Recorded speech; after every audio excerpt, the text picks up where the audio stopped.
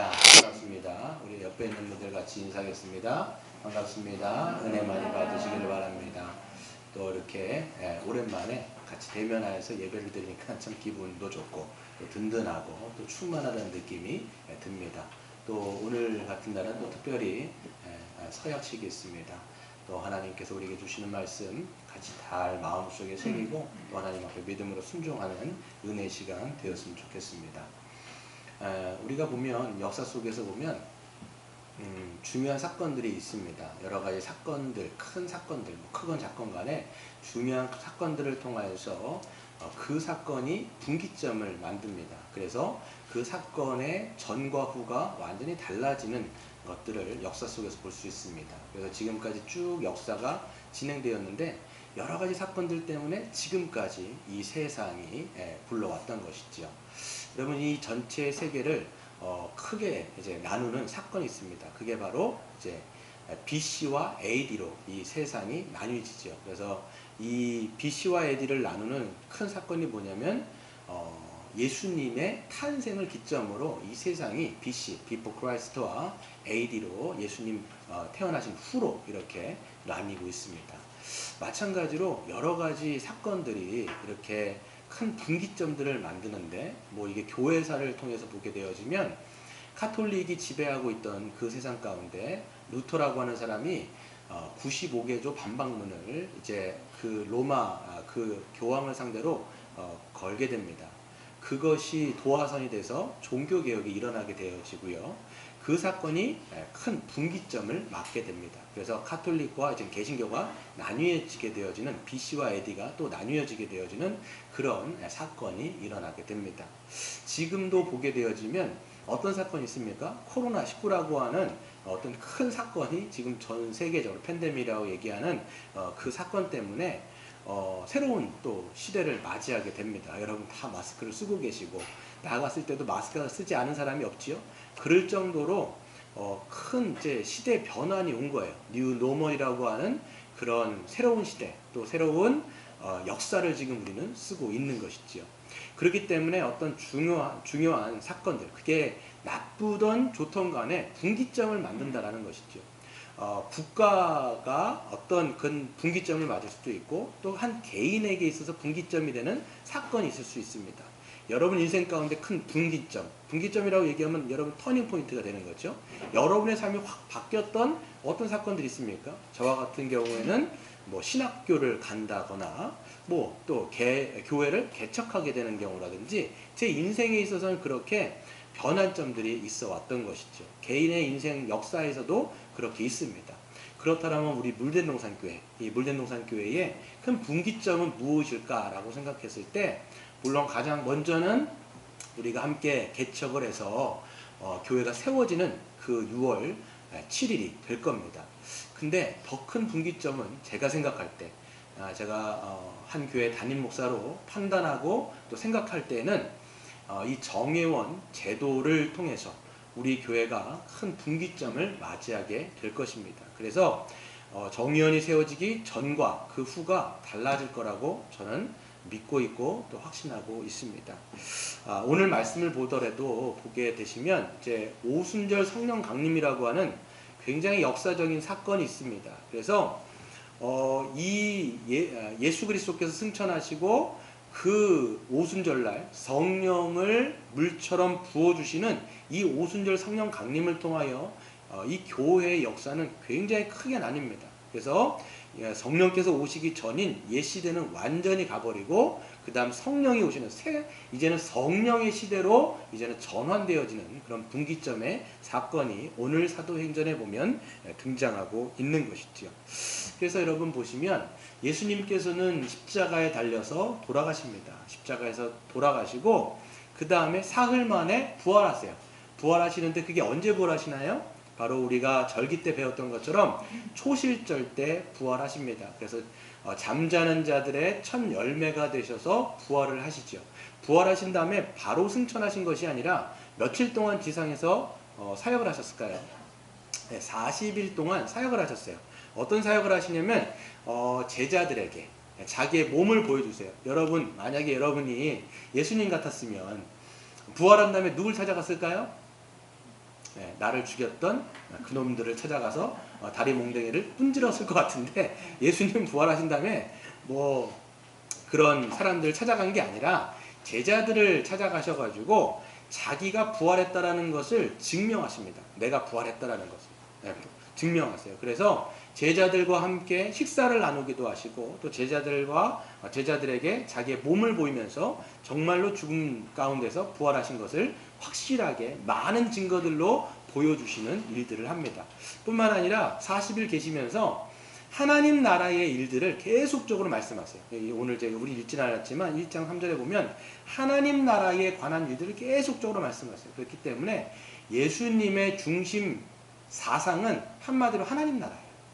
그래서 예수님이 갖고 오신 그 하나님 나라, 예수님이 회복하셨던 그 하나님의 나라, 예수님이 재림하실 때 완성시킬 그 하나님의 나라, 그것을 계속적으로 40일 동안 말씀하신 다음에 그 다음에 이제 승천하기 직전에 말씀하시는 게 있어요. 그게 뭐냐면 바로 약속하신 성령을 너희는 기다려라 라고 말씀하십니다. 그래서 이 약속하신 성령에 대해서는 이 공생애 때에도 계속적으로 말씀을 하세요. 어떤 말씀하시냐면 내가 올라가는 것이 너에게 유익하다. 내가 올라가지 않으면 너희는 성령 받지 못하는데 내가 올라가면, 내가 가면 너희에게 그 약속하신 성령을 부어주고 너희는 성령을 받아서 완전히 새로운 변화를 받게 될 것이다 라고 예수님은 공생애 때부터도 말씀하셨는데 올라가기 직전에 또 말씀하세요. 그러시면서 말씀하시는 게 뭐냐면 너희가 성령을 받으면 뭐를 받아요? 권능을 받아 예루살렘과 온 유대와 사마리아와 땅끝까지 이르러 내 증인이 될 것이다 라고 예수님이 말씀하시는 거예요. 그럼 성령 받는다고 하는 것은 누가 되는 거예요? 예수의 증인이 되는 것임을 보게 되는 것이죠. 그러신 다음에 예수님께서는 그 많은 제자들이 있는 가운데 올리워져 가세요. 예수님이 하늘로 이렇게 날아 올라가신 게 아니라 성부 하나님이 예수님을 딱 붙들고 그 하늘 위로 올려서 승천을 시키십니다. 밑에 있는 제자들이 어떠했을까요? 여러분이 제자라면 어떤 생각이 들었을까요? 좀 당황하겠죠. 그렇게 3년 동안, 그 이상 동안 같이 동거동락하면서 가르침을 받고 기적을 받던 그 예수님이 올라가신다니까 얼마나 당황스러워요. 그러니까 제자들도 하늘을 보면서 이렇게 있는데 옆에 있던 두 천사가 이렇게 얘기합니다. 어찌하여 너희들이 그 예수님이 올라가는 것을 바라보고 있느냐. 그건 어떤 뜻이에요? 예수님께서 이렇게 올라가신 것처럼 다시 내려올 것이다 라는 것을 천사들이 옆에 서서 제자들에게 이야기해 주는 것이지요. 그렇게 예수님께서는 올라가셨습니다. 그러니까 여기서 중요한 건 뭐냐면 약속하신 성령을 너희는 기다리라는 거예요. 그럼 제자들이 이제는 그 말씀을 받아서 어떻게 할까요? 여러분 제자라면 어떻게 했겠어요? 한 곳에 모여서 약속하신 성령을 기다리며 기도하는 사건이 1장 이제 13절에 나옵니다. 그래서 그들은 보게 되어지면 이제 1장 14절에 읽진 않았지만 제자들의 숫자가 나와요. 몇 명 있을까요? 지금 제자들의 수가 11명이에요. 왜 그래요? 가룟 유다가 죽었기 때문에 11명이 있습니다. 11명이 있는데 여러분 보시면 나중에 비교해서 보시면 다른 공간 복음에서 나오는 그 순서와는 전혀 달라요. 처음에는 불렀던 순서대로 나오는데 지금 여기는 누가 가장 먼저 나와요? 베드로가 이제 수장인 거예요. 모든 사도의 수장이 되어지고 베드로와 야고보와 요한 이런 순서대로 해서 11명이 있고 그 다음에 제자들뿐만 아니라 또 다른 무리들이 있습니다. 또 다른 제자들이 있겠죠. 그 모든 성도들을 합치면 약 몇 명이 모였냐면 120명의 성도들이 모였는데 거기에 누구도 있냐면 예수님의 친엄마 마리아도 있는 거예요. 이제는 어땠다라는 거예요? 자기가 낳았던 육신의 아들이 정말 하나님이라는 걸 이제는 믿기 시작한 거예요. 또 거기 누가 있어요? 동생들, 친동생들, 야고보라든지 그런 친동생들도 온 거예요. 친동생들이 믿었나요? 안 믿었나요? 예수님은 전혀 안 믿었습니다. 왜 그러냐면 형하고 늘 같이 자랐을 거 아니에요. 그럼 형 막 장난치고 했던 거 다 봤을 텐데 자기가 메시아라고 그러면 누가 믿겠냐고. 근데 안 믿었다가 예수님이 부활한 것을 보고 맞구나. 우리 육신의 형이 아니라 진짜 하나님이 인간의 몸으로 오신 메시아가 맞구나를 그 다음에는 믿게 된 다음에 여기에 이제는 들어가 있는 것이죠. 그들은 간절히 기도했습니다. 간절히 기도하면서 뭐를 했냐면 지금 사도의 숫자가 몇 명이에요? 11명. 11명이기 때문에 지금 그 다음에 뭐를 해요? 12명이라고 하는 숫자를 채워넣습니다. 그 12의 수에 들어간 사람이 누구예요? 바로 마띠아라고 하는 사람이 등장하는 것이죠. 왜 12이라는 숫자가 중요할까요? 12이라고 하는 것은 하나님의 백성의 수이기 때문에요. 그래서 여러분 구약에서 보면 12 뭐가 있어요? 지파가 있어요. 그리고 신약으로 넘어오면 12 사도가 있는 거예요. 그렇기 때문에 이 숫자는 굉장히 중요합니다. 10이라는 숫자, 10이라는 숫자. 나중에 요한계시록에 가시면 14만 4천이라고 하는 숫자가 나오는데 그 이단들이 막 악용을 해가지고 이 14만 4천에 들지 않으면 구원받지 못한다만 이런 얘기를 하는데 그 14만 4천은 뭐가 되냐면 12 곱하기 1000이라고 하는 숫자를 곱해버리면 이 하나님의 백성의 숫자가 나오는 거예요. 그러니까 거기서 14만 4천은 하나님의 백성의 숫자이지 그게 문자적으로 그 수를 가리키는 것은 아니라는 것을 우리는 알 수가 있습니다. 그래서 12라는 숫자에 마띠아가 채워넣고 그 다음에 마띠아는 한 번도 안 나와요. 그러니까 지금 뭐가 중요하냐면 12라고 하는 숫자가 굉장히 중요하다는 걸 알 수가 있어요. 그래서 이제는 모든 하나님의 숫자인 12가 완전히 충족이 된 겁니다. 그게 바로 1장의 끝인데 그리고 나서도 제자들은 이제 12명이 아니 120명이 이제 하나님 앞에 기도하고 있는데 어떤 사건이 등장합니까? 오순절 사건이 등장하는 거예요. 보시면 1절에 오순절 날이 이미 이름에 다 같이 한 곳에 모여 있습니다. 보게 되어지면 그러니까 오순절은 언제예요? 예수님 부활하신 그 초실절부터 며칠? 50일 그러니까 7.7절이 오순절이죠. 그래서 49일 그 다음 날이 바로 오순절인 것이죠. 그때 어떻게 돼요? 하늘이 열리고 하나님께서 그 약속하신 성령을 부어주시는데 어떻게 돼 있습니까? 다 그 마가의 다락방이라고 알고 있는 거기에 모여 있는데 갑자기 강하고 급한 바람이 확 하고 부는 거예요. 확 부는 소리가 귀에 들릴 정도로 엄청난 그 강한 바람이 불기 시작하는 거지. 강하고 급한 바람이 들어온 겁니다. 그리고 또 어떻게 돼 있어요? 마치 불의 혀처럼 갈라지는 것들이 각 사람의 머리 위에 있는 거예요. 그러니까 맹렬한 불로써 그 불에 갈라진 혀 있잖아요. 이렇게 막 불꽃이 있는데 그 불꽃이 각 사람 한 사람 위에 놓여 있는 거죠. 누가 지금 오신 거예요? 오순절 성령 강림.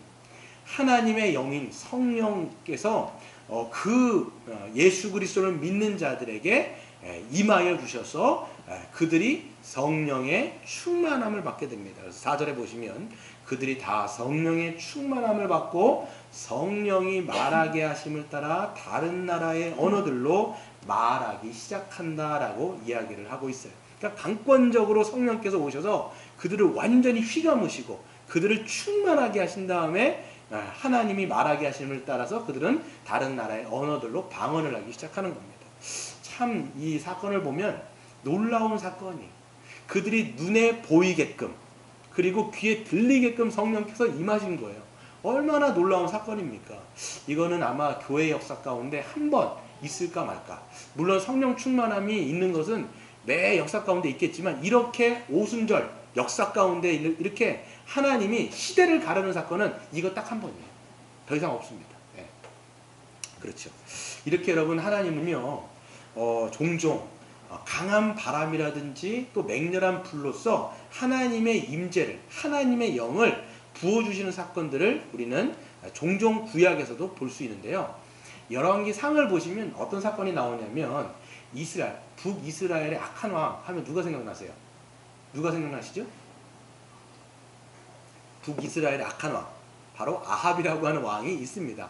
아합이라고 하는 왕인데 이제 아합의 이제 와이프가 누구냐면 이세벨. 아주 둘이 아주 그냥 쌍벽을 이루면서 부수지요. 아주 그냥 그렇게 살아가는 부부가 있는데 너무 이제 하나님의 말씀을 이제 불순종하다 보니까 하나님이 엘리야라고 하는 선지자를 불러가지고 이렇게 선언하십니다. 엘리야야 가가지고 내 말을 전해라. 어떤 말이냐면 하나님이 다시 말씀하시기 전까지는 이스라엘 땅에 단 한 방울도 비가 내리지 않을 거라는 것을 전하게 얘기하는 거예요. 그래서 엘리야는 가가지고 북이스라엘 아합 왕에게 그걸 전합니다. 그러니까 누가 좋아하겠어요. 그런데 아니나 다를까 그때부터 비가 한 방울도 오지 않는 거예요. 그러니까 1년, 2년, 3년 한 방울도 안 오니까 그냥 땅바닥이 쩍쩍 갈라지기 시작하는 거예요. 계속 가뭄이 들고 쩍쩍 갈라지고 농사가 전혀 안 되고 그런 가뭄의 연속인데 그러니까 아합이라는 사람이 막 화가 나는 거예요. 누구한테 화가 나냐면 하나님께도 화가 나지만 엘리야 선지자에게도 굉장히 화가 납니다.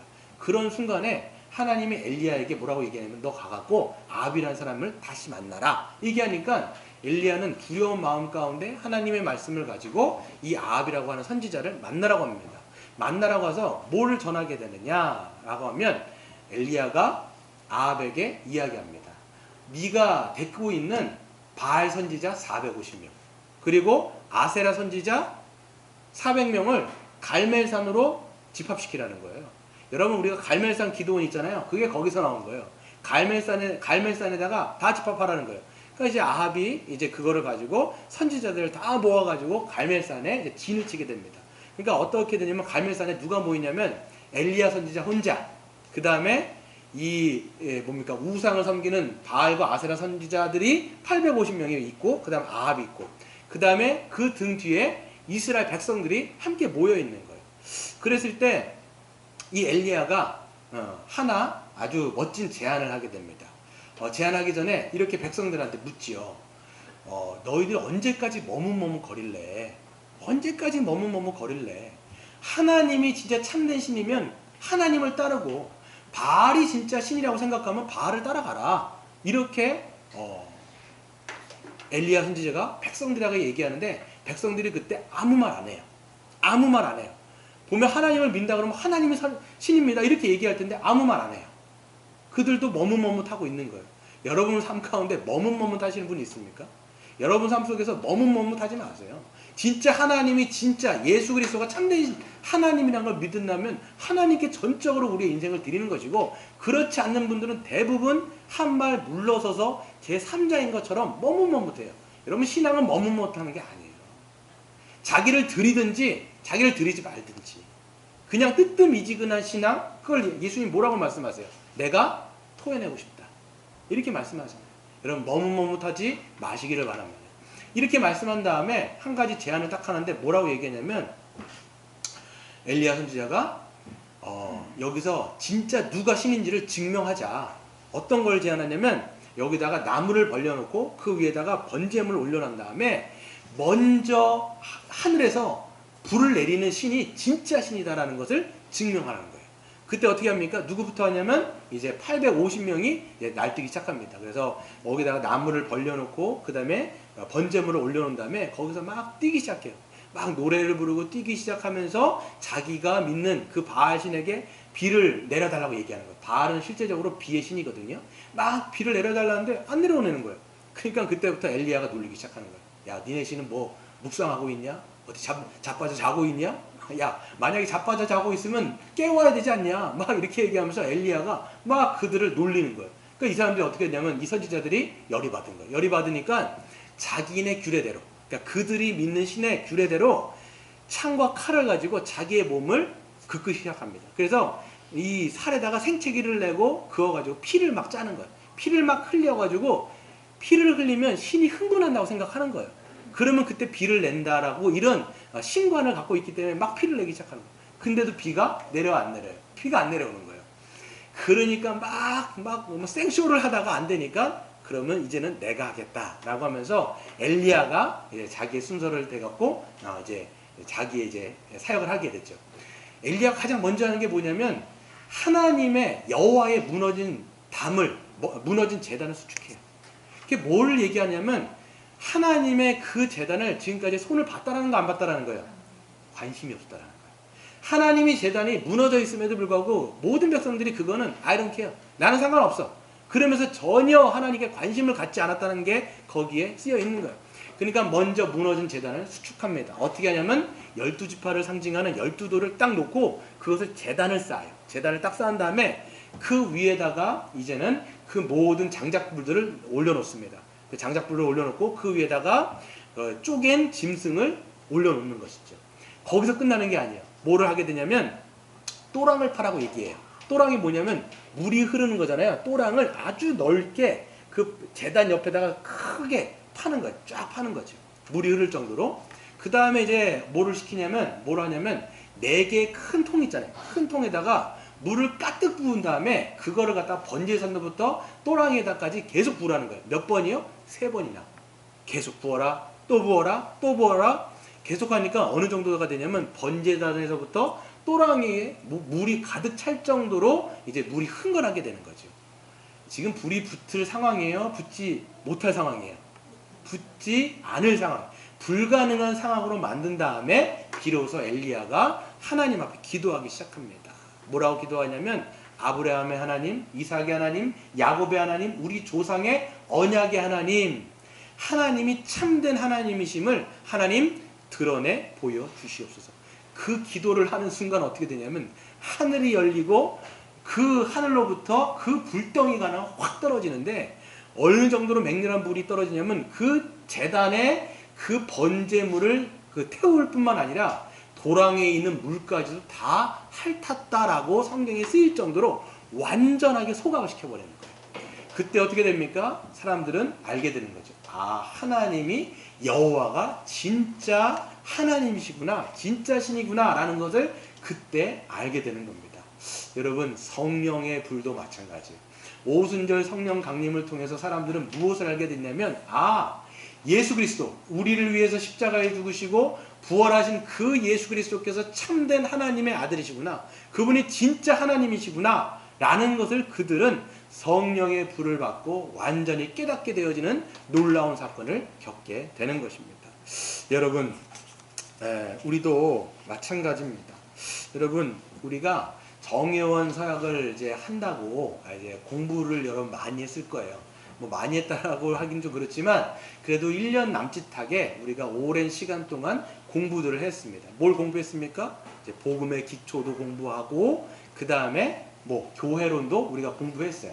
그래서 하나님의 성경에서 나와 있는 그런 이제 복음의 지식들을 우리는 머리에다 하나하나를 그래도 여러분들이 꾸준하게 성실하게 잘 배우셨어요. 네. 그래, 잘 배우셨어요. 우리 서로 잘했다고 한번 격려하고 박수할까요? 네. 그래, 아주 그래도 성실하게 여러분들이 배우셨단 말이에요. 근데 여러분 보시면 그게 여러분 그냥 지식에 남아있으면 안 됩니다. 그 지식을 넘어가야 돼요. 그 지식으로 남아있는 거는 이게 부족한 거예요. 여전히 부족한 거예요. 그냥 그렇지, 하나님, 예수 그리스도는 하나님이시지. 그러면서 여러분 복음의 기초에서 배웠던, 교회론에서 배웠던 것들이 뭐예요? 예수 그리스도께서 하나님의 나라를 꿈꾸셨으며 그 하나님의 나라가 어떻게 움직였으며 또 우리의 죄로 말미암아 어떻게 하나님의 나라가 깨졌고 그 깨어지고 망가진 하나님의 나라를 회복하기 위해서 이 땅 가운데 예수 그리스도께서 이 땅에 오셔서 하나님의 나라를 회복시켰으며 예수 그리스도를 믿는 자들은 모든 자들이 죄 용서함을 받고 하나님 앞에 의롭게 되어서 이미만 하나님의 나라에 들어가고 거기서부터 우리가 교회를 이루고 교회가 한 몸 한 가족으로 이 땅 가운데 살아가면서 언제까지? 예수님이 다시 오셔서 새하늘과 새 땅을 이룰 때까지 우리가 교회로서 사랑하며 소망하며 살아가는 것이 바로 복음의 기초와 교회론을 우리가 쭉 배웠단 말이에요. 근데 그 지식이 어디로 넘어가야 되냐면 성령의 충만함을 받고 마른 장작에, 여러분 복음의 지식이라고 하는 건 마른 장작이에요. 이게 타올라야 돼요. 이게 믿겨져야 된단 말이에요. 진짜 하나님이 맞구나, 진짜 예수 그리스도가 정말 하나님이시구나 라는 것들이 여러분 정말 여러분 가슴속에 불이 지펴져야 되는데 그게 누구를 통해서 해야 됩니까? 성령님이에요. 여러분, 이게 성령님이 아니시면 이거는 그냥 지식이에요. 그냥 인간의 힘으로 믿겨진 것 절대 아닙니다. 여러분, 인간이 할 수 있는 것 아무것도 없어요. 우리가 믿을 수 있다고요? 아니요. 성령께서 우리의 마음을 사로잡아 주셔서 우리 안에 있는, 머리 안에 있는 이 지식들이 가슴으로 내려가서 이것이 우리 안에 믿음으로 고착되어지는 것, 그게 여러분 성령께서 하시는 일인 거죠. 여러분, 그래서 오늘을 분기점으로 여러분 성령 충만함 받으시는 여러분 되시길 바랍니다. 여러분 성령 충만함 받으셔야 돼요. 그렇지 않으면 우리가 여러분 복음을 살아낼 힘이 없어요. 그렇죠? 우리가 거룩하게 그리스도처럼 살아가야 되는데 성령의 충만함을 받지 않으면 우리는 그냥 세상 가운데서 그냥 세상 사람들처럼 살아가는 거예요. 교회만 왔다 갔다 하는 거지 세상에서는 똑같은 거예요. 여러분, 그게 아니라 여러분 성령 충만함 받아야 우리가 거룩하게 실질적으로 정말 교회로서 살아가게 되는 것이죠. 그렇다면 하나님이 예수 그리스도를 주로 믿는 자들에게 성령으로 충만하게 하시는 목적이 뭘까요? 여러분, 왜 하나님은 성령을 충만하게 물부터 부어주시는 거냐 보게 되어지면 120명의 성도들이 성령의 충만함을 받은 다음에 그들이 어떻게 어떤 현상이 일어났죠? 성령이 말하게 하심을 따라, 그들이 말한 게 아니에요. 성령이 말하게 하심을 따라 각자 다른 나라의 언어들로 말하기 시작했습니다. 이걸 우리가 흔히 방언이라고 얘기하는데, 여기서 방언은 우리가 그냥 흔히 랄랄랄라 하는 은사적 방언은 아니에요. 어떤 방언이냐면 언어가 됐다는 거예요. 언어가. 그래서 그들은 지금 다른 나라의 언어들로 막 언어를 이제 말을 하기 시작하는데, 지금이 어떤 절기예요? 오순절입니다. 여러분, 오순절이라고 하는 것은 7대 이스라엘의 절기가 있는데 그 중에서도 3대 절기이기 때문에 청년들, 남자들은 다 올라가야 돼요. 뭐 여자들 올라가야 되는, 무조건 남자들은 다 올라가야 돼요. 그 당시 30만 명가량이 오순절 같은, 칠주일절 같은 이 절기는 그 정도로 예루살렘 성전에 운집해 있는 거예요. 그러니까 엄청난 사람들이 인산인해를 이루면서 지금 모여 있는데, 갑자기 그 마가의 다락방에 성령이 임하고 그들이 갑자기 방언이 터져가지고 막 말을 하기 시작하는데, 그게 안에만 들리는 게 아니라 바깥에도 막 들리기 시작하는 거예요. 바깥에도 들리기 시작하는데 사람들이 그때 소동이 일어납니다. 이거 무슨 소리지? 이거 무슨 소리지? 이렇게 했는데 어떤 소리들이 들리냐면, 각자 자기의 말로, 다른 나라의 말로 어떤 내용들이 들리기 시작하는 거예요. 이 당시 지금 모여있는 유대인들은요, 예루살렘에 살아가는 사람들이 아니에요.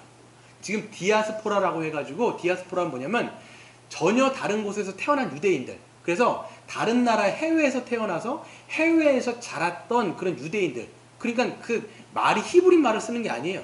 자기의 자기에서 그러니까 그곳 지방 말을 쓰는 거예요. 근데 이 사람들이 오순절이기 때문에 모였는데 거기서 자기 나라 말들이 막 들리기 시작하는 거예요. 우리로 말하면 미국, 영국, 일본, 베트남 이런 데서 각자 사람들이 왔는데 갑자기 자기 나라 말들이 막 들리기 시작하면서 이해가 되기 시작하는 거예요. 근데 이 사람들이 얘기하죠. 저 사람들 갈릴리 사람 아니야? 이렇게 얘기하는데, 지금 그 갈릴리라고 하는 건 뭐냐면 굉장히 예루살렘에서 총구석을 얘기하는 거예요. 저 촌놈들 어떻게 이렇게 배우지도 않은 다른 나라 말들을 구사하지? 이런 얘기를 하는 거예요, 지금. 근데 그들이 하는 말들은 어떤 내용이었을까요? 그게 바로 11절입니다. 한번 같이 읽어볼까요? 시작. 그레데인과 아라비아인들이라 우리가 다 우리의 각 언어로 하나님의 큰 일을 말함을 듣는도다 하고. 그게 이게 뭐냐면 하나님의 큰 일을 그들은 말하고 있는 거예요. 그 사람들은 어떤 사람이냐면, 물론 해외에서 태어났지만 유대인들이에요. 전통 유대인들은 구약에 대해서 정통합니다. 구약에 대해서 정통할 뿐만 아니라 메시아를 기다리는 사람들, 다 메시아를 기다리는 거예요. 메시아가 오시면 새로운 시대가 열릴 것이고 새로운 다윗의 시대가 열릴 것이라고 하는 그런 소망을 갖고 살아가는 사람들이 그런 디아스포라들이거든요. 근데 그 사람들 귀에 쏙쏙 막 bek히면서 들리는 말들이 뭐냐면, 메시아가 오셨단 말이야? 구약에서 약속했던 모든 것들이 성취되어지고 지금 메시아 시대가 열렸단 말이야? 하나님의 큰 일들을 저 사람들이 이야기하네? 라고 하면서 놀라는 거예요. 그러니까 놀라니까 어떤 부류가 생기냐면, 누군가는 놀라고, 어떤 사람은 당황하고, 또 어떤 사람은 뭐라고 얘기하냐면, 저 사람들 술 취했다 이렇게 얘기하길 정도로 엄청난 일들이 그 오순절 다락방 가운데 일어난 것입니다. 여러분, 여기서 보게 되어지면 그들은 예수 그리스도를 믿는 120명의 성도들이요, 성령 충만하게 됐습니다. 성령의 충만함을 받고 그들에게 되어진 일들이 뭐예요? 하나님의 큰 일을 말하는, 즉 예수 그리스도의 직인의 지금 사역을 지금 하고 있는 거예요. 예수님이 가시면서 약속한 게 있죠? 뭐예요? 너희가 성령을 받으면 무엇을 받아? 권능을 받아. 권능이라고 하는 것은 능력을 받아. 예루살렘과 온 유대와 사마리아 땅끝까지로 누구의 증인? 예수의 증인. 지금 이들은 성령 충만함 받은 다음에 뭐가 됐냐면 예수의 증인이 된 거예요, 지금. 여러분, 성령 충만함은요, 어떤 역사가 있냐면 우리로 하여금 예수의 증인으로 말하게 하는 사역이 있어요. 여기서 말하는 은사적인 방언이 아니라 이거는 복음을 말하는 사역이에요. 여러분, 성령 충만함 받으시길 바랍니다. 성령 충만함 받으면 입이 열려요. 그래서 예수를 증거한다니까요. 예수가 어떤 분이신지, 예수가 어떤 우리에게 구원의 은혜를 우리에게 주셨는지를 말하기 시작하는 거예요. 이게 여러분 성령의 역사예요. 성령의 충만함의 역사죠. 여러분, 우리가 아는 것처럼 여러분 보시면 제자들 어떤 사람이었냐면 그냥 굉장히 평범한 사람이었습니다. 평범했을 뿐만 아니라 이 사람들 다 겁쟁이였어요. 여러분, 제자들 어떻습니까? 제자들 보면요, 예수님이 잡혔을 때 그 자리에 남았던 사람 한 명도 없어요. 예수님이 잡히는 그 순간 어떻게 됐어요? 다 뿔뿔이 흩어졌어요. 그 중에서 보면요, 마가복음에 어떤 장면이 나오냐면, 그게 거긴 청년이라고 나오는데 그게 마가 자신이에요. 쪽팔리니까 자기 이름 안 쓴 것 같아요. 보니까 맨몸에다가 혼니브를 이렇게 쓰고 예수님을 따라다니다가 로마 군사한테 딱 잡히는 순간 어떻게 돼요? 혼잎을 벗어버리고 맨몸으로 그냥 도망치는 거예요. 그냥 맨몸을 빨가벗고 막 도망치는 거예요. 그게 마가라고 하는 사람이었다니까요. 나머지 제자들도 뿔뿔이 다 흩어지고, 특별히 누구였습니까? 베드로. 여러분, 베드로 어떤 사람이었냐면, 잡히기 전에는 호언장담했던 사람이에요. 어떤 개념은, 예수님, 다른 사람이 다 예수님을 버릴 적은 나는 예수님을 버리지 않습니다. 나는 예수님과 함께 죽겠습니다를 아주 결단하면서 각오했던 사람인데, 예수님이 잡히는 순간 어떻게 했어요? 물론 그 자리에서 뭐 칼로 이제 귀를 베기도 했지만, 베드로도 거의 도망간 거나 진배였습니다. 그래서 예수님이 잡혀가실 때 뒤에서 졸졸 따라가요. 멀리서 멀찍이 따라간 다음에 예수님이 신문 받을 때 저기 어떤 이제 뜰에 있습니다. 뜰에서 여종이 뭐라고 얘기하죠? 너도 그 도당 아니야? 그 도당이라는 게 뭐예요? 예수님과 함께 있던 자 아니야? 예수님 함께 있던 그 도당 맞네. 그랬더니 베드로가 뭐라고? 아니, 난 아니야. 아니라니까. 아니, 맞잖아. 너 그 도당 맞네. 갈릴리 그놈 맞는데? 아니야, 아니야를 3번 부인하는 거예요. 맹세하며 저주하며 부인하는 거예요. 그때 닭이 울어버리는 거죠. 예수님이 했던 그 말이, 네가 3번 부인할 때 닭이 2번 울겠다라고 하는 그 예수님 말씀이 성취될 정도로 그렇게 겁이 많던 베드로. 그러니까 여러분 보시면 제자들이 다 뿔뿔이 부인하고 도망가고 흩어졌단 말이에요. 그리고 있었던 자들인데 성령 충만함을 받았을 때 14절을 한번 읽어보세요. 2장 14절인데 한번 같이 읽어볼까요? 시작. 베드로가 11사도와 함께 서서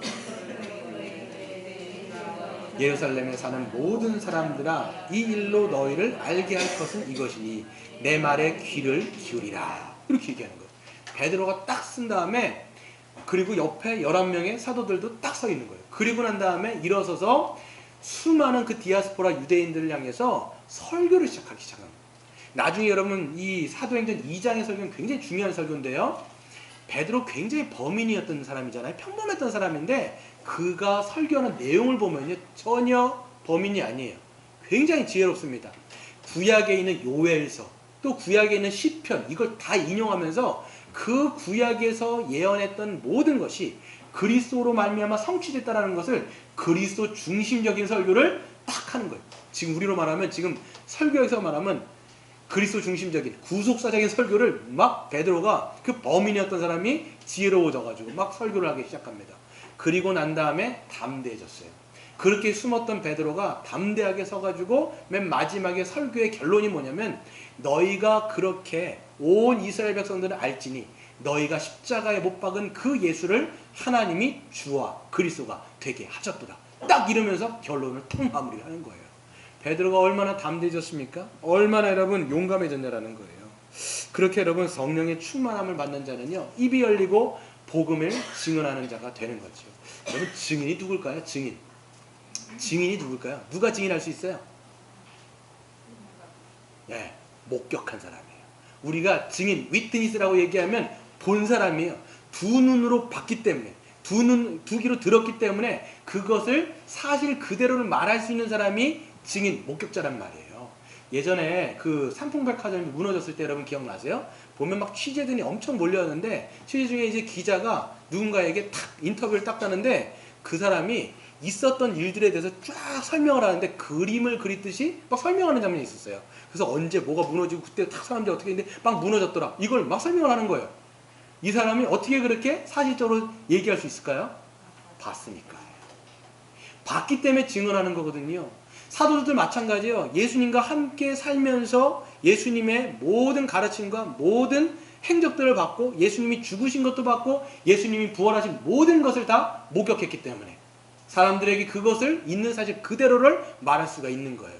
여러분, 보지 않은 것을 말하는 사람을 뭐라고 얘기할까요? 위증이라고 얘기하는 거예요. 위증이라고. 여러분, 우리도 마찬가지입니다. 여러분, 우리도 마찬가지예요. 우리는 사도들이 아니죠. 예수님 이미 돌아가셨어요. 이미 부활하셨어요. 여러분 본 적 있으세요? 여러분 예수님의 죽음 보셨어요? 저도 못 봤어요. 예수님 부활하신 거 보셨어요? 저도 못 봤어요. 여러분 못 봤단 말이에요? 그럼 우리 어떻게 증인할 수 있어요? 말씀으로. 그리고 그 위에 성령 받아야 돼요. 여러분 성령을 받으면요 어떤 일이 시작하냐면 우리가 읽은 그 말씀이 움직이기 시작하는 거예요. 죽은 말씀이 아니에요. 여러분 이게 여러분 2000년 전에 그 전부터 쓰여진 구약은 그 전부터 쓰여진 건데 여러분 이게 성령 받지 않으면 그냥 죽은 말씀이에요. 아 이랬다더라. 고대 문서네. 아 그렇구나. 예수님이 그렇게 살아 계신 적이 있었고 죽으신 적이 있었고 부활하셨다더라. 하더라. 카더라 한 거예요. 카더라. 그 여러분의 말씀이 아니라니까요. 이게 그냥 나와는 전혀 상관없는 말씀인 거예요. 이게 여러분 그냥 장작불인 거예요. 장작불. 마른 장작인 거예요. 그럼 어떻게 돼요? 성령을 받게 되어지면 이 마른 장작들이 살아 역사하여 꿈틀거리기 시작합니다.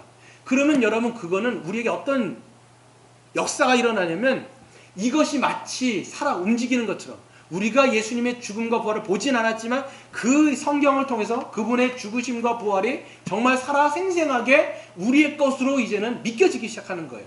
그때 어떻게 됩니까? 성령의 충만함으로 입이 열리는 거예요. 아 맞네.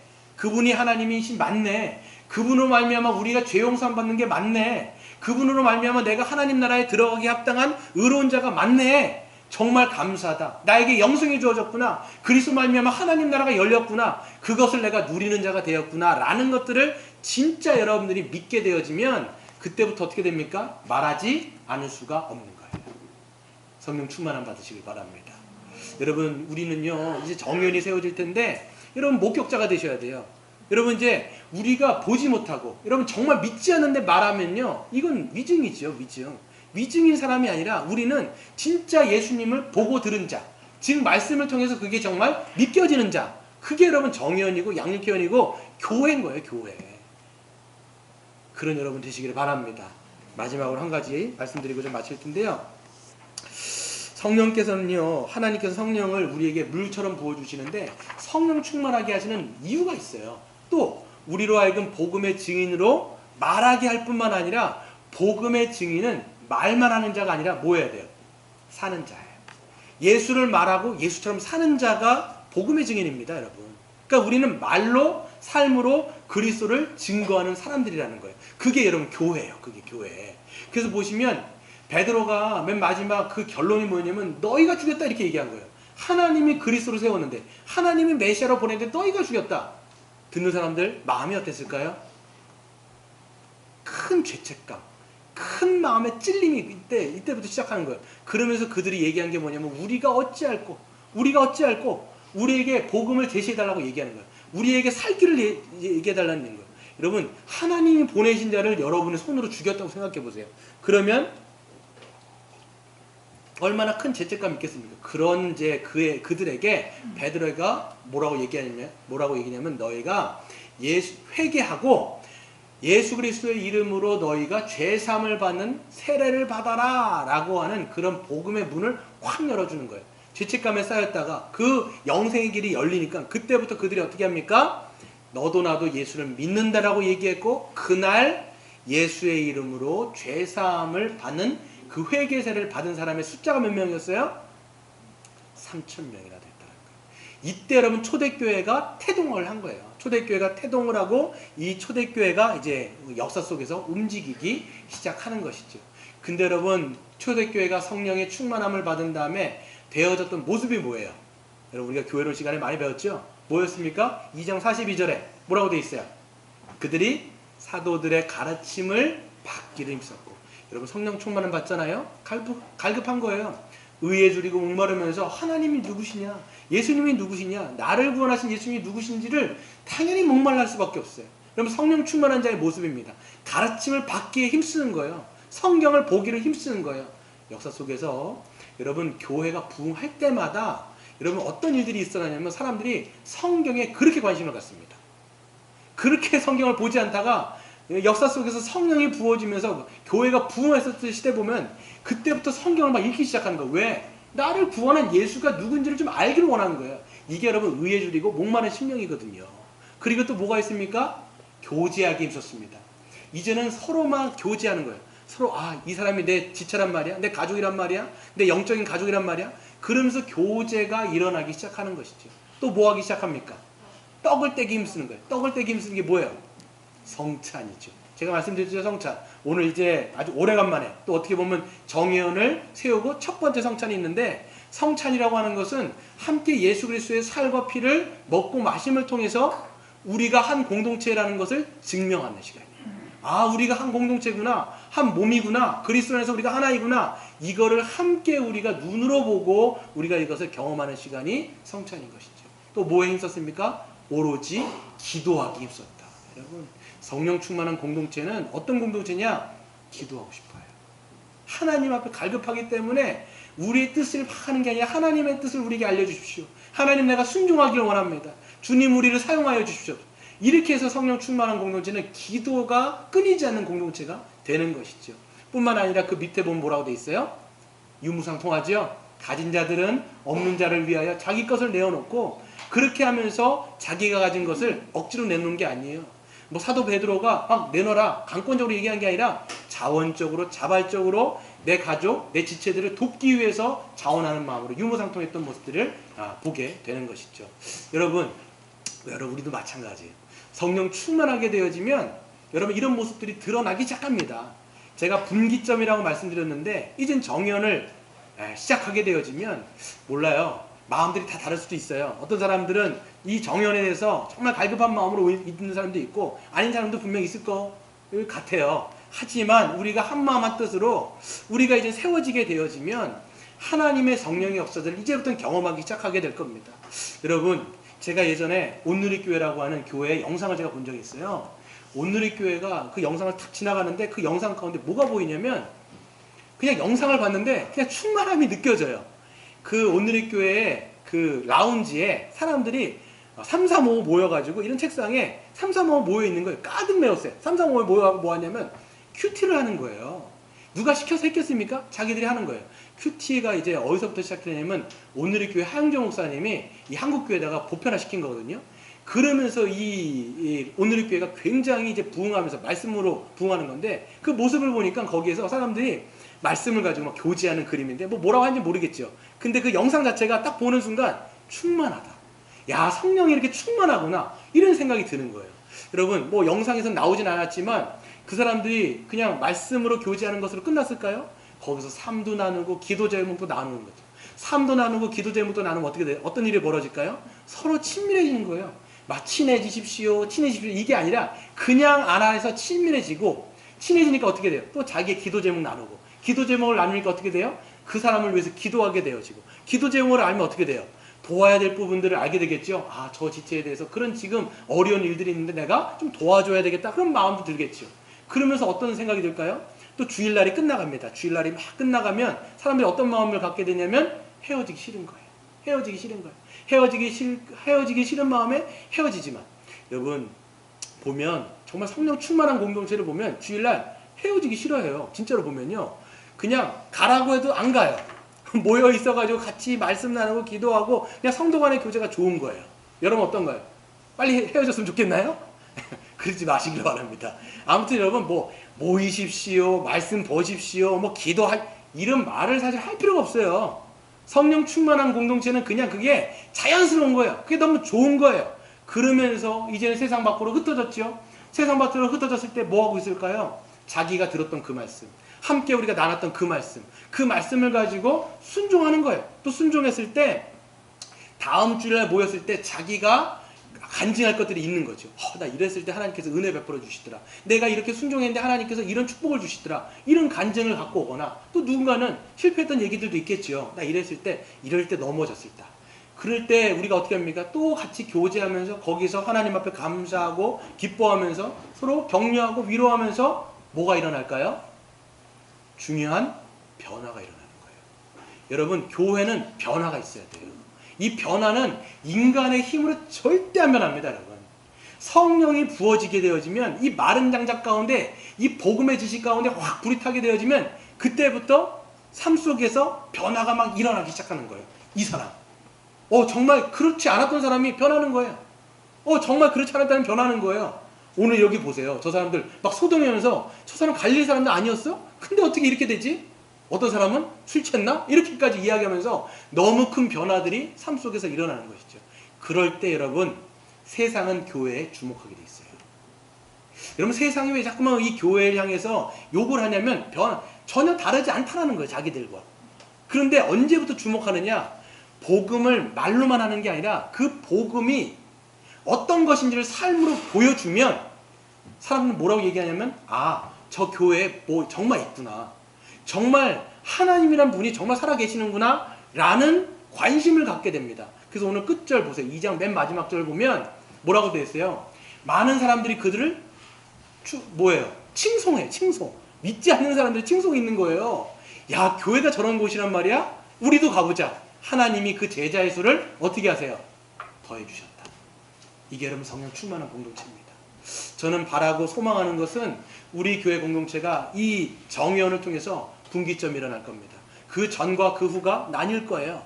그러면서 하나님은 이 공동체 가운데 성령의 충만함을 부어주셔서 여러분의 입을 열게 하실 뿐만 아니라 여러분의 삶이 그리스도처럼 살아가서 교회적 존재로 교회적 삶을 살아가시는 저와 여러분 되시기를 주의 이름으로 축원드립니다.